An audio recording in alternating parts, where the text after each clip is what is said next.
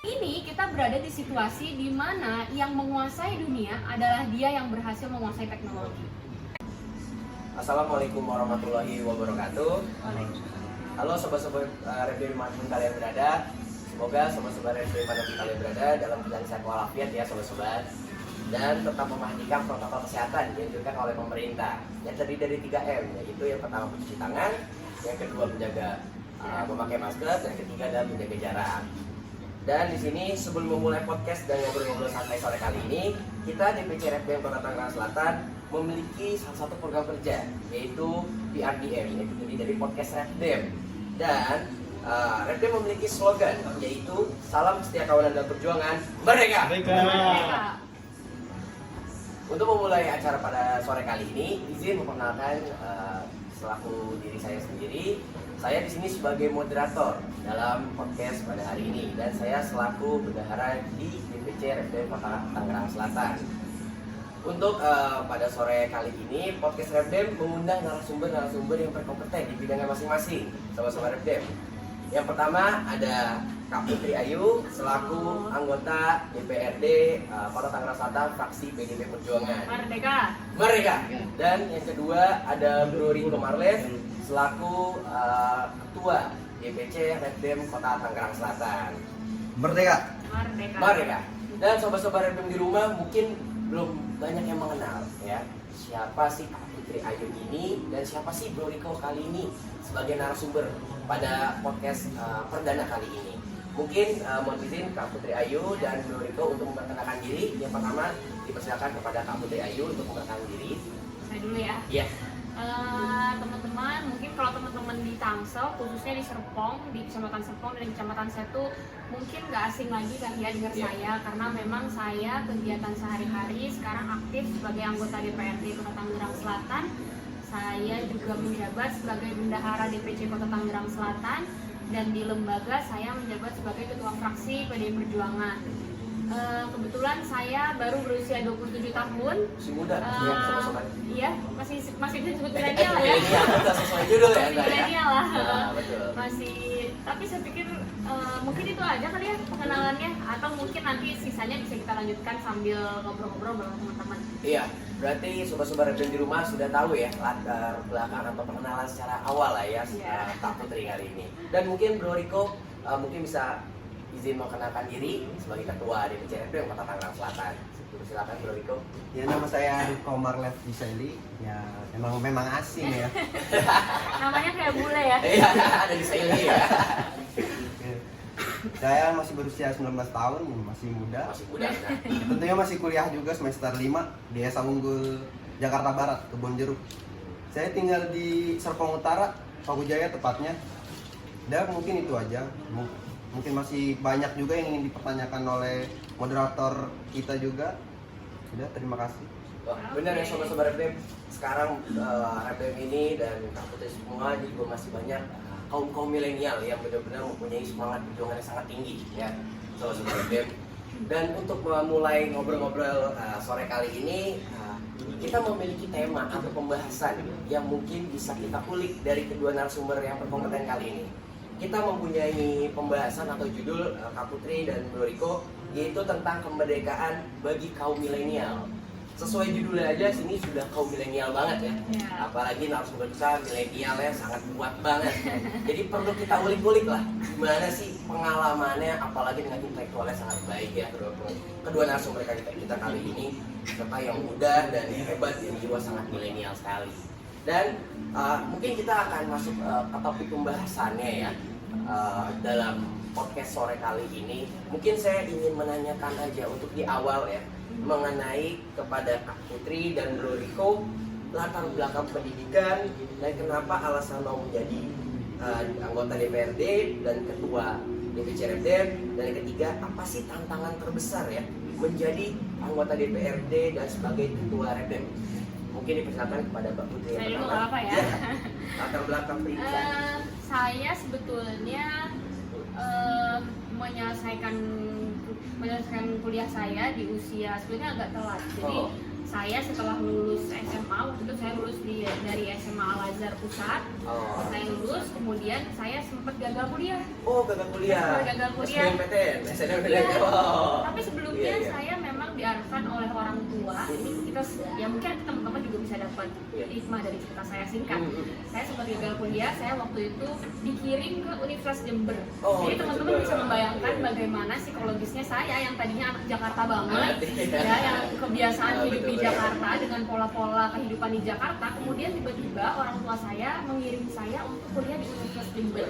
Jember itu salah satu kabupaten di Jawa Timur yang mohon maaf pada saat itu masih dalam kondisi yang sangat tertinggal. Oh, oke. Kemudian, Oke.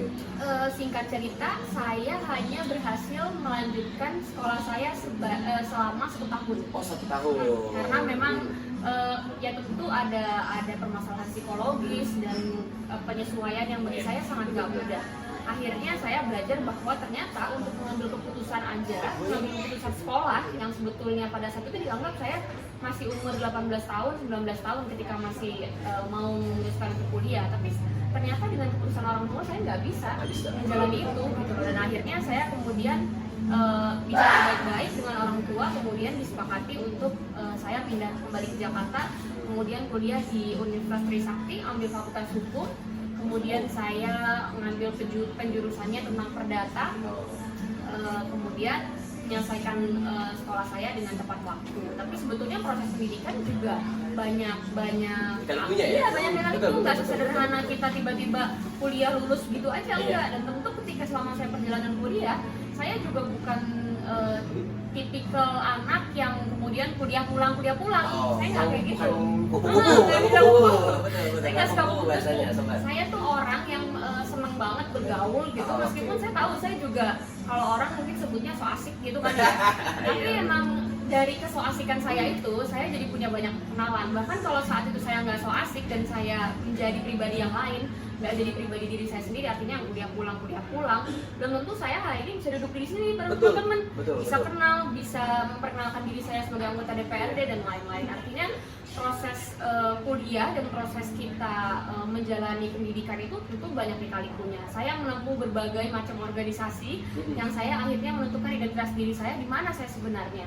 Dan kebetulan akhirnya hari ini saya menempatkan pilihan politik saya kepada partai politik, yaitu PDI Perjuangan yang juga menganut asas Marxisme yang memiliki ideologi Pancasila 1 Juni. Makanya kebetulan proses pendidikan yang mungkin sebenarnya menurut teman-teman masih kecil kok, atau mungkin melihat beberapa orang tua gitu ya, anak kuliah ya belum bisa ngambil keputusan, ternyata salah. Ternyata prosesnya kita nih sebagai teman-teman, sebagai pemuda itu juga sudah mulai mengambil keputusan besar, bahkan sejak dari memutuskan mau di mana kita kuliah dan proses pendidikan seperti apa, perjalanan sekolah seperti apa yang mau kita tempuh. Nah, makanya dari perjalanan itu saya merasa oh ternyata kita sebagai manusia, bahkan sebagai pemuda itu kita punya banyak kesempatan untuk menentukan arah hidup kita sendiri. Itu sih mungkin kalau pendidikan itu. Kemudian tadi pertanyaannya gimana? Mau menjadi anggota DPRD. Alasan mau menjadi DPRD, saya tuh paling bingung tuh sebenarnya kalau ditanya soal itu, karena sebenarnya iseng-iseng. Oh, iseng-iseng berarti ya? Iseng-iseng. Benar. Saya itu bener-bener baru lulus kuliah ketika saya saya waktu itu ketika saya kuliah saya kebetulan sudah berkecimpung dalam dunia organisasi. Saya besar dalam organisasi Gerakan Mahasiswa Nasional Indonesia. Saya lama berkecimpung di tingkatan cabang juga, kemudian bertemu dengan banyak orang, sehingga kemudian saya tertarik dengan gagasan yang dibawa oleh Soekarno. Saya kemudian mulai cari tahu dari mana ya kira-kira saya bisa mempelajari atau ketemu dengan organisasi yang betul-betul mengilhami atau menafsirkan nilai-nilai dan gagasan Bung Karno ke dalam terapan hukum tata negara. Dan saya pikir PDI Perjuangan yang tepat gitu. Mereka punya ideologi Pancasila 1 Juni seperti yang disampaikan oleh Bung Karno dalam pidatonya. Kemudian gagasan-gagasan dan terapan ilmu yang dipaparkan oleh PDI Perjuangan yang direalisasikan itu betul-betul gagasan pemikiran Bung Karno. Nah makanya sehingga saya memutuskan untuk bergabung ke PDI Perjuangan. Kemudian iseng-iseng juga saat itu saya ditawarkan lah ceritanya. Saya ditawarkan mau nggak nyalon waktu itu saya tanya nyalon apa nih, saya nggak tahu karena saya waktu itu belum kayak Riko yang udah terlalu punya melek lah ya. Riko belum dalam usia 19 tahun sudah menjadi ketua DPC RFD. Betul. Saya belum saat itu, dan saya masih, namanya kita masih jiwa-jiwa aktivis tuh kan masih punya pikiran aduh kayak apa ya, betul, jadi betul, masa sih betul, saya betul, gabung betul. politik praktis. Iya. Saya masih punya banyak tempat lain kok untuk berjuang selain politik praktis dan lain-lain. Tapi ternyata dengan banyak gagasan dan dengan banyak diskusi saya merasa kayaknya nggak ada salahnya saya mencoba. Saat itu saya ketika mencalonkan diri sebagai anggota DPRD usianya 24 tahun. 24 tahun. Dan iseng-iseng. Masih Dan muda benar-benar sekali gitu. iseng-iseng. Waktu itu gagasannya hanya sekedar untuk memenuhi kuota perempuan. Oh. Karena kan kita alasannya. kalau mau mencalonkan itu di satu daerah, di satu daerah pemilihan harus ada kuota perempuan 30%. Kuota perempuan 30%. Dan- Ilmu juga tuh Betul, sobat-sobat. waktu itu bahkan sampai sekarang kan harus ada 30%. Saat itu saya cuma ya udah deh saya nyalon aja. Waktu itu iseng-isengnya lagi saya mau coba-coba nyalon ke DPRD provinsi. Oh, DPRD provinsi. Ya, Banten, langsung tinggi. Iya. sosokan gitu baru coba. Tapi saya pikir lagi saya coba hal yang paling mendasar dulu. Saya mendekatkan diri ke masyarakat karena memang saya belum pernah punya pengalaman sebelumnya.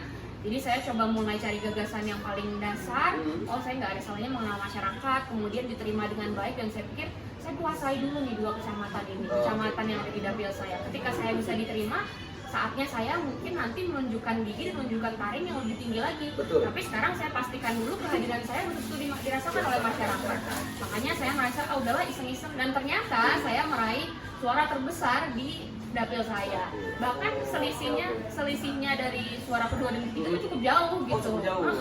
Jadi makanya saya pikir ternyata asal-asal coba-coba ini juga bisa Jadi mendatangkan. sebenarnya, Iya, jadi betul. benar-benar bagus Benar, ya. jadi banyak banget sebenarnya, dan proses yang saya lalui ternyata politik nggak seberat itu kok. Iya, Kalau betul, orang betul. menganggap bahwa politik itu kotor dan lain-lain, enggak. Saya juga anak muda yang saat itu belum mengerti tentang seluk-beluk ruwetnya berpolitik, tapi ternyata baik-baik aja. Saya bisa menjalani proses pencalonan, dan kita tahu lah proses Panjang ya. proses pencalekan itu kan saingan dan Iya, lain-lain. betul. Teman-teman pasti kebayang, tapi ternyata saya baik-baik aja, selamat, bahkan dilantik, dan saya menjalani tanggung jawab saya. Bahkan yang lebih penting lagi, PDI Perjuangan memberikan saya sebagai anak muda kesempatan untuk memimpin fraksi. Itu benar-benar Bayangkan saya peluang sekali. dalam anggota fraksi itu, dari sekarang DPRD Kota Tangerang Selatan, fraksi PDI Perjuangan punya 8 kursi, 1 pimpinan DPRD. Tapi kursi pimpinan ketua fraksi itu kan kuncinya ya, Kunci utama, iya, betul. kunci utama dalam sebuah lembaga. Dan saya diberikan kesempatan itu oleh PDI Perjuangan. Padahal 8 orang yang saya pimpin itu, 7 orang yang saya pimpin itu incumbent semua. Oh, incumbent Jadi semua. saya seperti Iya. saya betul-betul baru, tiba-tiba saya diberikan kepercayaan oleh PDI Perjuangan untuk menjadi ketua fraksi. Saya menganggap bahwa wah, belum tentu loh partai-partai lain bisa membuka dan bisa memberikan kepercayaan kepada anak muda. Betul. Benar. Tapi PDI Perjuangan memberikan kesempatan itu kepada saya, dan saya sebagai orang yang diberikan kesempatan tentu nggak akan menyia-nyiakan. Saya akan kerja dengan maksimal gitu. Artinya saya merasa beruntung berada di partai yang betul-betul punya keberpihakan kepada anak muda. Berarti bener ya, dari alasan mau jadi DPRD ini benar-benar Iya, panjang iseng-iseng. prosesnya, iseng-iseng berhadiah dan Bener-bener. bisa menjadi salah satu ketua fraksi. Betul. Itu yang benar-benar bisa menjadi pembeda ya. Untuk soal Sobat Repden bisa menjadi acuan buat sobat-sobat Repden di rumah, bisa menjadi seperti Mbak Putri ya. Dan yang ketiga, apa sih tantangan terbesar menjadi anggota DPRD, apalagi menjadi seorang ketua fraksi ya di DPRD Kota Tangerang Selatan? Tantangan terbesar ya, tentu yang kayak tadi saya udah bilang, saya usia paling muda. Tentu kita punya tantangan tersendiri, dan bahkan tantangan yang lebih berat daripada orang-orang yang mungkin sudah punya pengalaman yang lebih. Betul. Harus diakui, saya saat itu ketika dilantik masih 24 tahun lah. Artinya saya harus menjawab berbagai pertanyaan orang-orang yang punya underestimate atau pandangan kurang percaya sama kemampuan saya. Bisa apa sih Putri, anak kecil lah, Putri belum bisa apa-apa, dia belum pernah ada di lembaga sebelumnya, Stigma belum masyarakat masih ngerti lah. seperti Itu itu. bukan hanya masyarakat, bahkan ada juga orang-orang dalam lembaga dan bahkan dalam satu lingkup skup yang sama dengan saya itu punya anggapan yang seperti itu. Bisa apa sih Putri, anak masih muda atau ya masih belum punya pengalaman atau segala macam. Tapi saya buktikan kemampuan saya, dan saya tidak menjawab itu dengan sebuah amarah. Karena kalau ketika saya dapet narasi negatif terus kita menjawab juga dengan suatu hal yang negatif, tentu kan pasti Baik. nggak akan produktif. Yang ada saya bisa kalut dalam permasalahan itu dan tidak akan membawa gagasan kemajuan bagi organisasi yang saya pimpin. Maka saya beranggapan bahwa oh ya udah, kalau ketika ada orang yang mencoba mencibir atau meragukan kemampuan saya, tugas saya adalah bukan marah tapi malah membuktikan bahwa hasil. saya bisa kok memimpin. Dan ya alhamdulillah sampai saat ini 2,5 tahun saya sudah akan mencapai 2,5 tahun, artinya setengah periode DPRD kepemimpinan saya ini alhamdulillah fraksi PD Perjuangan punya tatanan yang cukup rapi dan bisa menjabarkan maksud gagasan partai ke dalam sebuah lembaga. Gitu. Tantangannya sih mungkin itu sih yang tantangannya berat ya. Ya itu kayaknya tantangan semua pemuda kali ya. Iya. Ketika ini diragukan kan banyak tuh. Benar.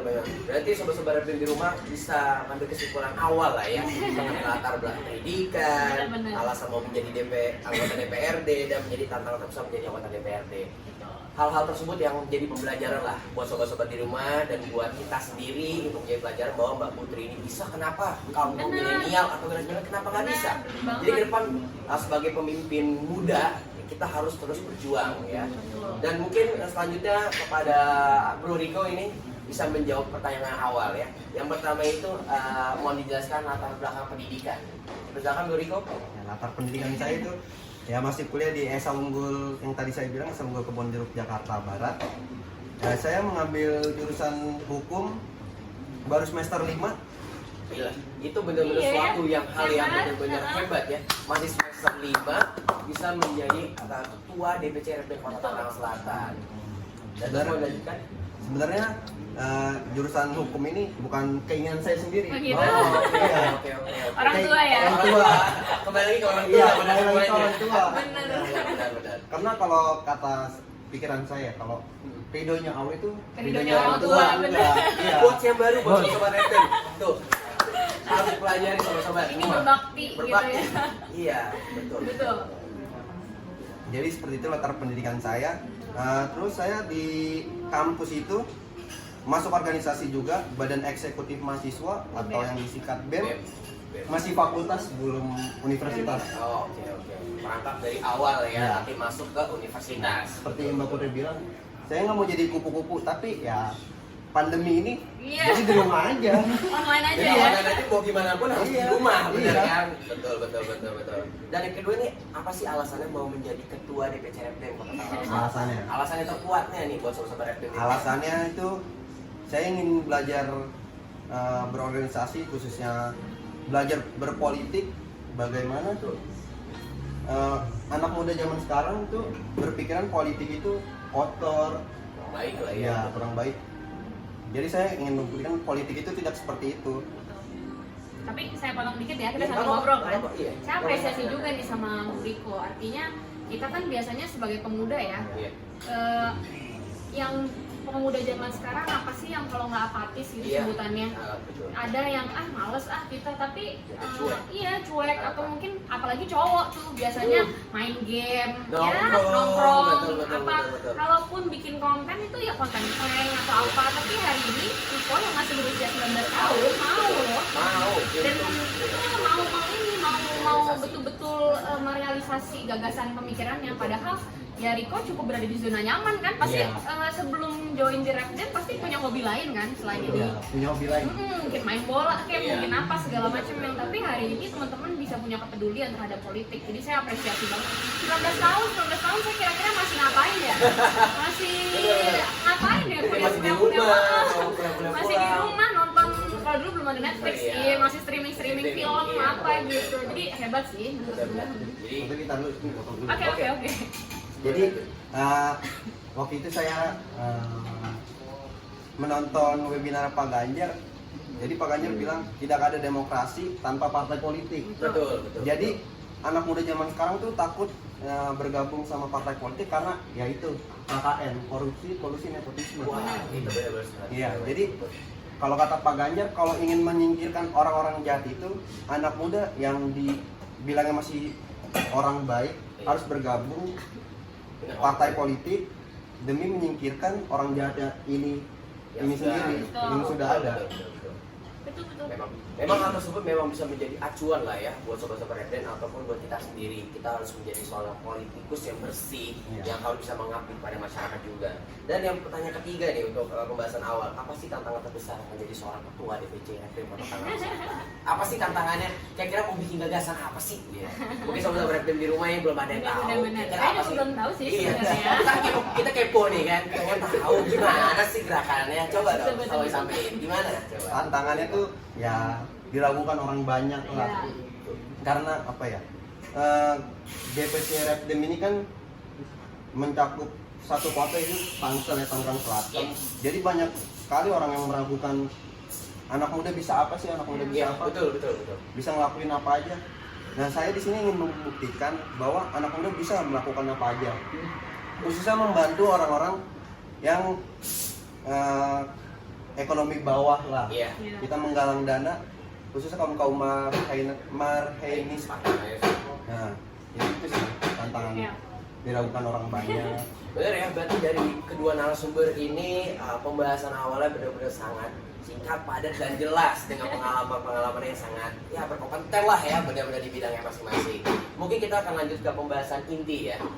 Di sini kami anggota-anggota Repden mempunyai 6 pertanyaan dan sobat-sobat Repden semua yang ada di rumah sudah menitipkan satu pertanyaan yang nanti saya akan sebutkan dan mungkin dibahasnya atau dijawabnya dengan santai, sahabat dan nyaman aja. Kita ngobrol asik aja. Mungkin saya membacakan dari pertama aja ya, kepada Kak Putri dan Bro Riko, bagaimana sih kira-kira cara mendorong nih produk lokal kepada dunia, bahwa produk lokal Indonesia ini bisa bersaing? Karena dengan berkembangnya waktu kebanyakan kaum milenial generasi ini banyak memakai produk luar, tidak menghargai produk lokalnya sendiri. Gimana sih caranya untuk mendorong produk lokal ini bisa terbang ke dunia internasional? Mungkin dari kamu Putri. Aku lagi. Oke.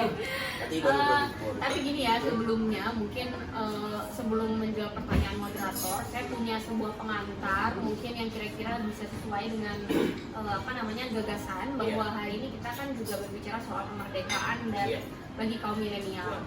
Nah, saya mencoba membuka banyak mata teman-teman pemuda bahwa hari ini kita bangsa Indonesia sedang berada dalam situasi bonus demografi. Mungkin teman-teman udah ada yang tahu atau mungkin bertanya apa sih bonus demografi? Bonus demografi itu adalah situasi di mana sebuah negara memiliki usia produktif, artinya usia 26 tahun sampai 40 tahun, nanti diralat ya kalau salah. Artinya usia kebanyakan populasi masyarakat Indonesia saat ini berada dalam usia produktif. Sehingga kalau teman-teman sadari, banyak banget sekarang malah anak-anak muda yang diberikan tempat. Bahkan ketika ajang-ajang demokrasi, hampir semua partai politik berusaha meraup suara kaum milenial, ya kan? Target. Kita tuh sekarang saat ini tuh anak muda dan kaum milenial tuh benar-benar jadi sasaran banget gitu. Kemudian banyak situasi, karena memang situasi bangsa kita sedang dihadapi dalam situasi bonus demografi yang mayoritas adalah usia produktif.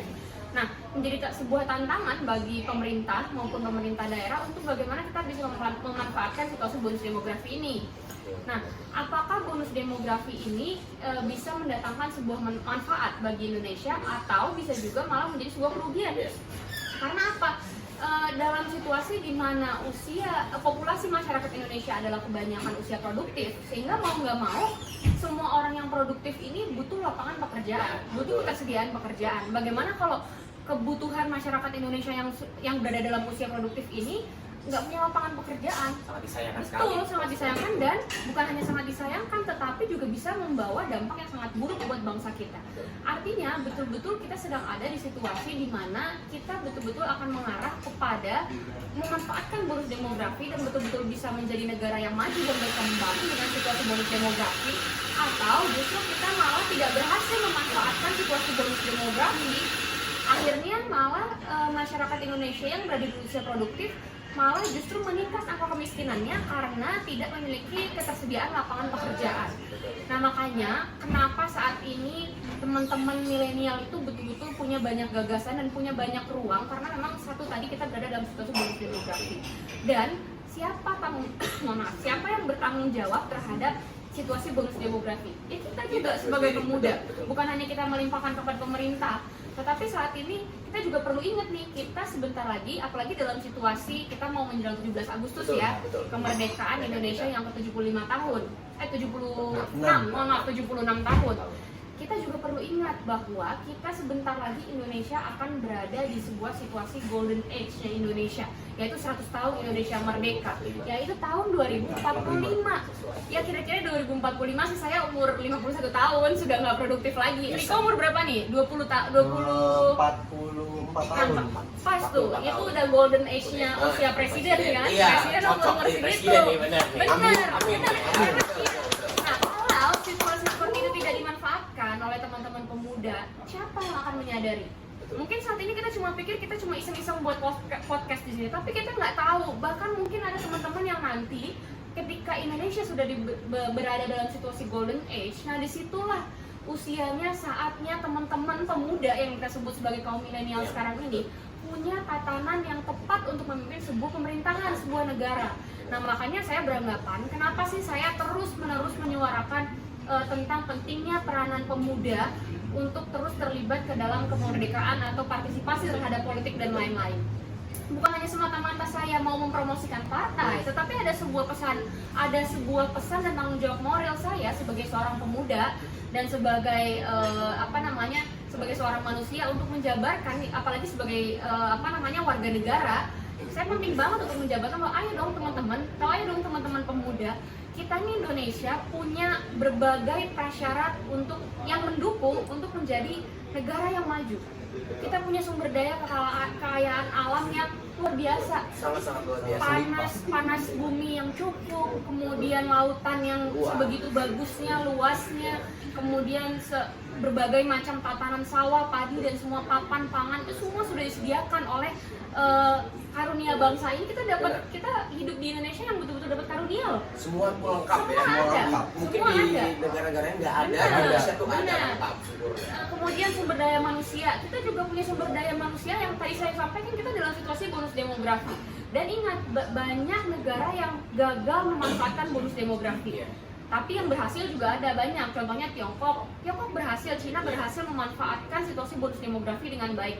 Sehingga sekarang kita bisa lihat bagaimana Cina bisa sebegitu pesatnya berkembang, bahkan sekarang berkompetisi dengan Amerika Serikat karena dia betul-betul berhasil memanfaatkan situasi bonus demografi. Dan saya beranggapan bangsa ini punya potensi untuk menjadi maju seperti itu karena berbagai prasyarat dan banyak hal lain yang saya tidak bisa sebutkan.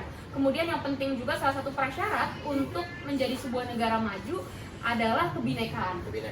Dan Indonesia saat ini kaya banget. Sangat-sangat kaya. Kita punya hampir 700 bahasa, ya 700 kurang lebih, 700 lebih. Kemudian 300 suku dan adat dan budaya. Banyak banget gitu, dan kita punya keragaman itu. Terus apalagi yang mau kita ragukan, dan kita sebagai pemuda bersikap apatis, kita udah nggak punya lagi alasan itu. Kita betul-betul sudah harus memanfaatkan karena ya masa depan Indonesia di tangan kita. Ada kita sendiri untuk kemajuan. 2024 berarti berapa tahun lagi tuh? 2045 berarti sekitar 20 sekian tahun. Itu adalah ya tahunnya teman-teman. Betul. Tren kepemimpinan kita adalah tren kepemimpinan kepemudaan hari ini gitu loh. Dan saya merasa banyak banget situasi yang betul-betul harus dimanfaatkan oleh teman-teman. Nah itu makanya saya mengajak teman-teman semuanya, penting banget ya kita sebagai pemuda juga peduli betul-betul terhadap situasi bangsa ini. Jadi jangan sampai kita menjadi situasi yang apatis, mahasiswa yang apatis. Saat itu saya ketika ketika masih kuliah, saya ingat saya dulu ada di organisasi GMNI ya. Jadi saya cerita dikit. Banyak banget tuh yang kita biasanya kalau ada di organisasi kan banyak, ada kayak tadi BEM, terus ada Presma atau DKM atau lain-lain. Atau mungkin kalau organisasi ada organisasi payung, di dalamnya ada HMI, ada GMNI, ada PMI dan lain-lain, banyak lah. Nah, ketika saya di Universitas Trisakti, saat itu saya sebagai pimpinan GMNI merasa merasa punya tanggung jawab, gue nih organisasi yang paling baik ya, namanya masih aktivis ya, sosokan demo dan lain-lain, paling progresif dan revolusioner, kemudian bersaing dengan organisasi-organisasi lain. Tapi saya baru ingat bahwa sebenarnya kita sebagai pemuda yang saya perlu lawan adalah bukan semangatnya teman-teman HMI, bukan semangatnya teman-teman PMI, bukan semangatnya teman-teman PMKRI atau organisasi lainnya. Tetapi yang harus kita lawan, betul-betul semua organisasi atau semua mahasiswa yang peduli harus melawan satu sifat kepemudaan yang harus sama-sama kita lawan, yaitu apatisme.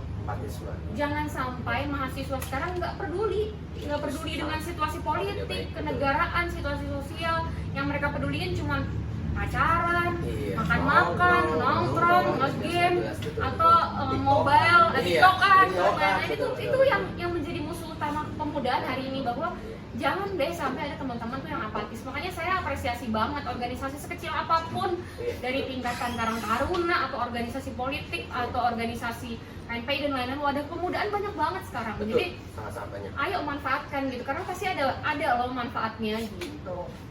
Terus tadi kemudian saya juga menyambung pertanyaan, bagaimana caranya kita bisa meningkatkan kualitas produk lokal. Kenapa sih itu juga penting?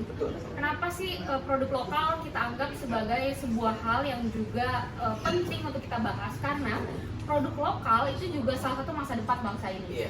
Kalau kita sebagai pemuda lebih nyaman dengan menggunakan produk-produk luar negeri, atau terlalu termakan dengan brand-brand kapitalisme gitu yang kita kenal, brand-brand luar yang mungkin kualitasnya sama aja seperti apa yang bisa kita manfaatkan, tapi kita lebih senang pakai brand-brand luar, dan akhirnya kita sebagai bangsa Indonesia kalau tidak mempopulerkan produk yang kita buat sendiri dan mencintai produk yang kita buat sendiri, ya siapa lagi?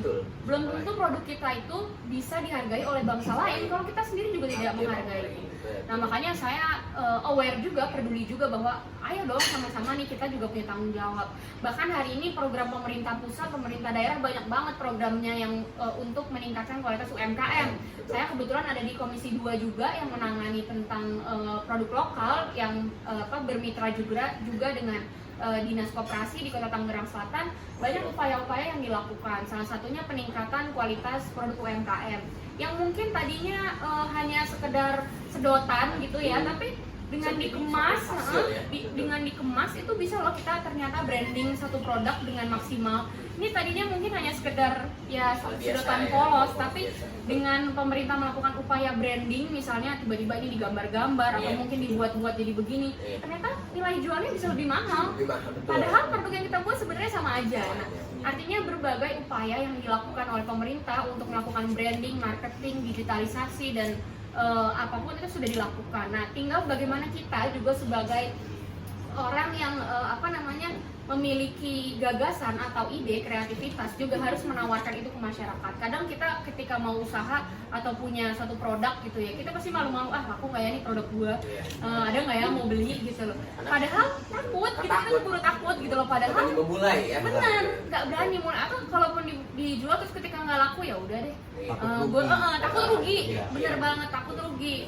Begitu nggak laku, ini deh gue coba jualan apalah misalnya.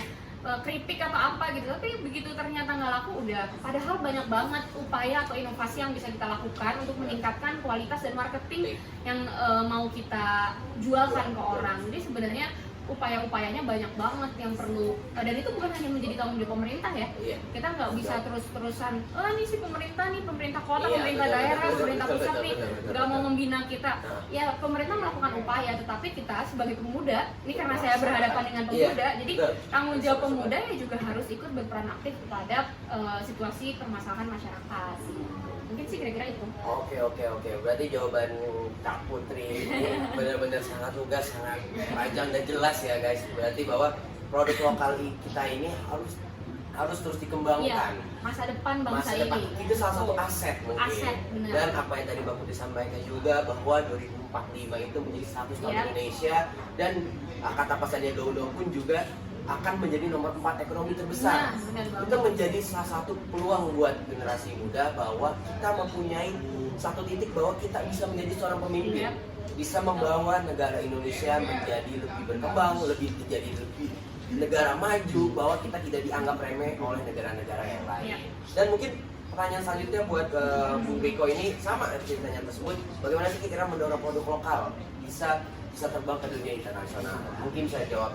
Itu punya usaha juga ya, mamanya punya usaha produk lokal. Iya, punya makanan. Dan terkenal loh. Udah terkenal di Kota Tangerang Selatan, siapa yang nggak kenal ya kan? Mampir di rumah makan Bu Eti. Nah, mampir. enak loh. sobat di rumah mampir gitu. Emang warung sebenarnya warung Betawi ya, Iya, tapi itu iya. kan betul-betul identitas lokal. Betul. Jadi harus kita support juga, enak. Promosi ya. Jadi, salah satu produk lokal yang harus dibanggakan. Benar, sobat-sobat. benar. Jangan lupa dibeli di Cobain Paku ya. Jaya. Aku Jaya. Gimana tanggapannya Bung Riko? Ya bagaimana caranya ini ya Produk. mengembangkan produk lokal. Ya tanpa disadari ya banyak kaum milenial atau para pemuda yang menggunakan produk-produk luar negeri. Betul. Padahal produk lokal juga kualitasnya tidak kalah bagus Iya. daripada produk ini luar negeri. Betul. Jadi apa ya, lebih baik memakai produk orisinil lokal daripada produk bajakan dari luar negeri. Betul sekali. Jadi seperti yang Mbak Putri bilang, Ya. banyak sekali upaya pemerintah seperti saya kasih contohnya saja satu ya. Upaya pemerintah itu satunya membatasi perdagangan Ya. all shop Iya online, betul. membatasi produk luar negeri untuk ada di all shop Indonesia ini. Iya. Iya, benar. Mungkin seperti itu aja sih. Mungkin Karena berarti sudah dijelaskan sama Salah dulu ya oleh Iya. Kak Putri. Kepanjangan. Berarti benar-benar Saya dua. yang ngomong soalnya. Oh itu sama Kuswo yang ngomong kan ya. Berarti dua narasumber ini benar-benar sangat interaktif sekali ya dengan semangat untuk membangun jiwa terhadap produk lokal dan terpenting juga Kak Putri ini berada di Komisi 2 tentang UMKM ya. Berarti jangan takut kepada generasi milenial bahwa produk lokal kita masih bisa bersaing. Iya. Yang penting kita mulai, kita usaha, bagaimanapun hasilnya kita serahkan pada Tuhan. Yang penting Iya. kita sedang hasilnya mulai. belakangan, yang penting Iya. mulai Iya, yang dulu penting lah. mulai dulu. Yang penting Indonesia tetap maju. Dan ada pertanyaan kedua nih. Mungkin bisa Bung Riko dulu yang bisa menjawab ya. Kira-kira gimana sih cara mendukung untuk keterlibatan dalam sektor pendidikan? Karena di satu sisi banyak pendidikan di Indonesia yang masih kurang ya. Gimana sih cara meningkatkan produktivitas pendidikan kita tuh bisa standarnya lebih tinggi? Karena di satu sisi banyak yang menganggur, banyak yang kurang dari segi ekonomi masih kurang aktif. Kayaknya gimana sih cara mengembangkan pendidikan di Indonesia? Mungkin dari Bung Riko. Ya, saya jawab ya. Jadi aset suatu negara itu bukan sumber daya alamnya, tapi melainkan sumber daya manusianya. Betul. Jadi cara mengembangkan pendidikan itu dengan apa ya? Kita rajin sekolah, Iya. Betul. tapi apa ya? Untuk mengembangkannya lagi kita harus benar-benar rajin ya kepada anak-anak muda Iya. bahwa Iya. tetap harus rajin sekolah lah ya pada intinya. Terus bisa lanjut. Terus seperti yang kalau sekarang belum Iya. bisa kali ya. Iya. Tapi seperti yang di Norwegia itu benar-benar dari TK sampai kuliah pun itu sekolah dibiayai oleh negara. Iya, kita juga tahu. Iya. Kita juga punya Kita program punya Pak program. Jokowi. Benar tuh. Oh, yang kartu Indonesia Pintar ya? Bos, ya. Bos, Terus benar. kemudian ada juga dibantu dengan program Indonesia Pintar. Sebetulnya sih banyak upaya-upaya, cuman kan kadang kelemahannya, saya potong dikit ya juga Iya, ya. apa-apa. Kadang apa namanya kekurangannya adalah ketersediaan SMP dan SD negeri atau SMA negeri juga kan kadang nggak sebanyak swasta. Betul. Gitu, jadi mungkin kenapa yang saat ini digratiskan memang masih sekolah-sekolah negeri. Kadang kan masih ada aja tuh yang Iya. swasta. Tapi kan kampus negeri juga masih bayar. Bayar. Apalagi kalau yang swasta yang ada yang mahal sekali, ada yang betul. menengah, ada yang Berarti pendapat Bung Riko ini sistem pendidikan Indonesia memang harus terus dibenahi Iya. dengan dibarengi posisinya SDM Indonesia pun juga harus terus dibenahi dengan cara melalui pendidikan ya. Iya. Kita sebagai anak muda dan mungkin buat sobat-sobat Repdem di rumah teruslah belajar yang rajin. Banyak contoh-contoh di depan ini sebagai narasumber kita punya pengalaman, punya intelektual yang baik. Ini bisa jadi contoh lah buat sobat-sobat Repdem di rumah. Mungkin dari tanggapannya Kak Putri gimana sih caranya untuk mengembangkan sektor pendidikan ke dunia internasional? Iya. Jadi salah satunya tadi saya kembali lagi kepada situasi bonus demografi ya. Dalam upaya pemerintah menyambut situasi bonus demografi. Bonus demografi itu kan lama ya terjadi di bangsa ini, kira-kira kurang lebih hampir 10 tahun lah mulai dari sekarang. sekarang tuh tanpa kita sadari usia produktif yang kerja itu lebih banyak daripada usia non produktif. Oh, oke, Nah, dalam upaya mendukung dan mengembangkan bonus demografi, situasi bonus demografi di bangsa ini, pemerintah itu punya upaya indeks pembangunan pemuda. Salah satunya yang dinilai selain kesehatan, kesejahteraan, ketersediaan lapangan pekerjaan, dan yang paling mendasar adalah pendidikan. Nah, sebetulnya tanpa kita sadari, mungkin teman-teman kalau yang berada di situasi di kota-kota besar, mereka menganggap bahwa ngapain sih ngurusin pendidikan, toh banyak kok sekolahan, mungkin sesederhana itu. Tapi kita perlu ingat bahwa bangsa ini tidak hanya kota-kota besar, masih banyak banget daerah-daerah Indonesia yang terpencil, dan angka putus sekolah di Indonesia masih tinggi, cukup tinggi. Jadi minat baca juga masih rendah gitu. Nah, makanya sebetulnya menjadi tuh, saya kok merinding ya. saya tuh gitu, saya beranggapan bahwa bangsa kita itu, kita jangan hanya meng-capture atau menilai bangsa kita itu dari Jakarta, Tangsel, atau mungkin daerah-daerah kota-kota besar lainnya, Bandung atau Jogja lain-lain, tapi daerah-daerah lain yang masih ketersediaan infrastrukturnya masih jauh dan lain-lain, aksesnya masih susah, ketersediaan sekolah dan pendidikan itu masih sangat rendah. Nah, makanya kenapa menjadi tanggung jawab kita juga sebagai pemuda untuk terus menyuarakan pentingnya kita berpendidikan. Kenapa sih penting sebetulnya kita berpendidikan ya? Kita sebetulnya juga diuntungkan bahwa saat ini kita, kalau dulu mungkin ya, kalau orang-orang dulu tuh kan merasa dirinya terhormat ketika punya gelar SH, MH, MKN, semakin dihormati, semakin apa. Padahal saat ini kita berada di situasi yang ya semua sama aja gitu loh. Artinya semua strata sosial apapun pekerjaannya bisa punya landasan akses keterbukaan melalui apa? Digitalisasi dan teknologi. Nah, bagaimana kita bisa melihat teknologi kalau situasinya pendidikan kita aja masih susah? Kita mau membaca juga susah, mau punya bahan literasi juga susah. Nah, sedangkan saat ini kita sudah ada dalam situasi digitalisasi. Semua apa-apa handphone, internet, dan lain-lain. Nah, makanya saya berharap banget kita sebagai warga negara Indonesia juga sudah bisa mulai melek digital. Betul. Apalagi teman-teman pemuda gitu udah betul-betul berkewajiban untuk melek digital, karena ya untuk kita bikin kegiatan kayak gini aja kita mungkin memberikan semangat kepada, ya anggaplah hanya 1-2 orang